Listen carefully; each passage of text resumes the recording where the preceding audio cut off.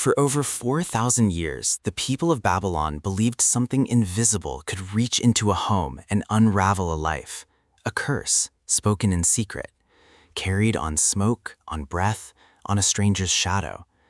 They wrote their defenses against it into clay. Then they buried those defenses, and the world forgot the words. Now, a research team says an AI system built to read patterns humans miss has reconstructed fragments of one of these ancient anti-witchcraft sequences, fragments that scholars had left blank for over a century. If the claim holds up, it would not be a discovery of gold or treasure. It would be something stranger, a set of instructions written by people who believed they were under psychological siege, instructions for how to face fear itself. Which raises an uncomfortable question for anyone standing in a museum archive today. Were the Babylonians describing superstition, or something closer to an ancient system of ritual psychology that modern science is only now finding the vocabulary to name?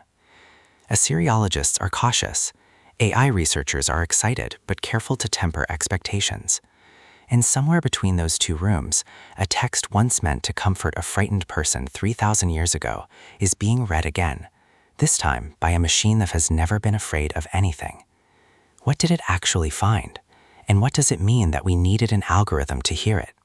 Ancient Mesopotamia produced a genuine, well-documented body of literature dealing with witchcraft and ritual protection. The most famous of these is the Maqlû series. The word means burning, an 8-tablet incantation ritual from the 1st millennium BCE. Used in a nighttime ceremony meant to identify and symbolically destroy a suspected witch through effigies and fire.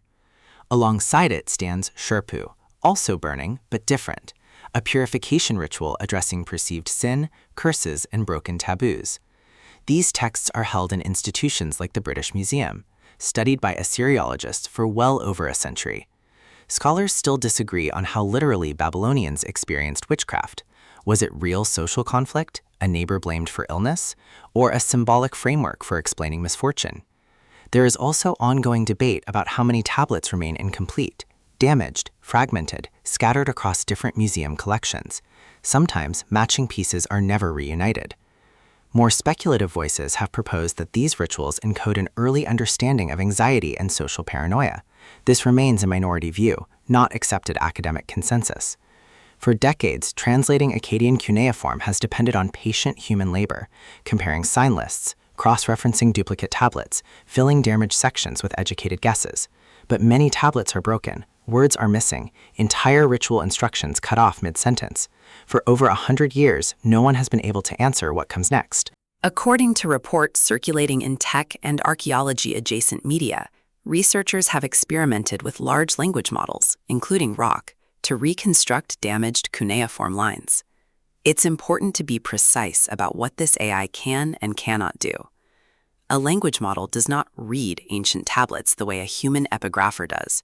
It cannot magically recover words that were physically destroyed.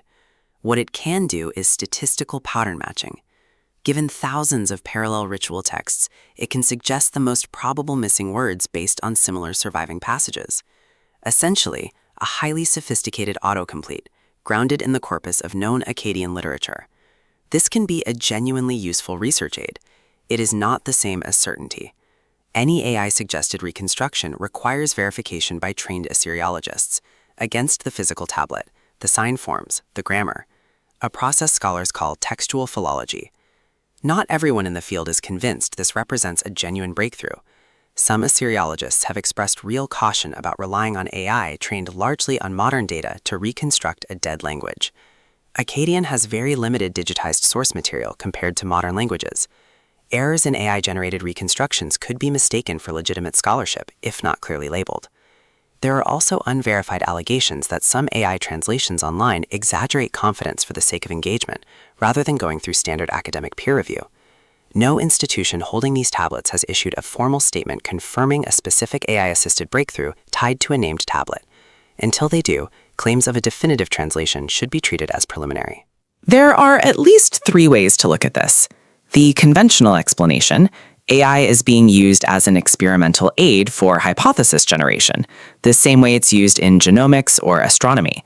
Useful for narrowing possibilities, requiring human verification before anything is accepted. The alternative theory, some believe ancient anti-witchcraft rituals encode a lost psychological framework, an early system for managing communal fear and social accusation. This remains outside mainstream academic consensus. The skeptical position, critics argue that headlines about AI translating lost magic tablets overstate what has actually happened. No peer-reviewed publication has confirmed a specific reconstruction. Until one does, this remains speculative content, amplified for attention, not verified archaeology. But strip away this sensational framing and something quieter remains. Long before anyone had a word for anxiety or trauma or social paranoia, people in ancient Babylon sought with the same fear that still visits people today. The fear that something unseen is working against them, that their luck has turned for a reason they cannot name. They built rituals not because they believed literally in every word, but because ritual gives fear a shape you can act against. Whether or not any AI reconstruction proves accurate, the deeper story survives intact.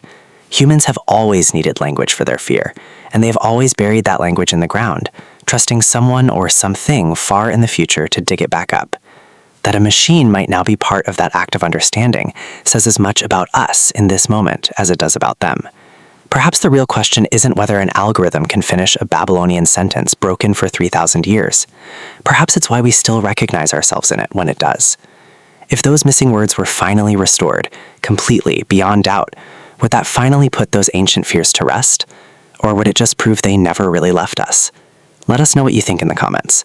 And if you believe the past still has more to say to us than we're ready to hear, don't forget to subscribe.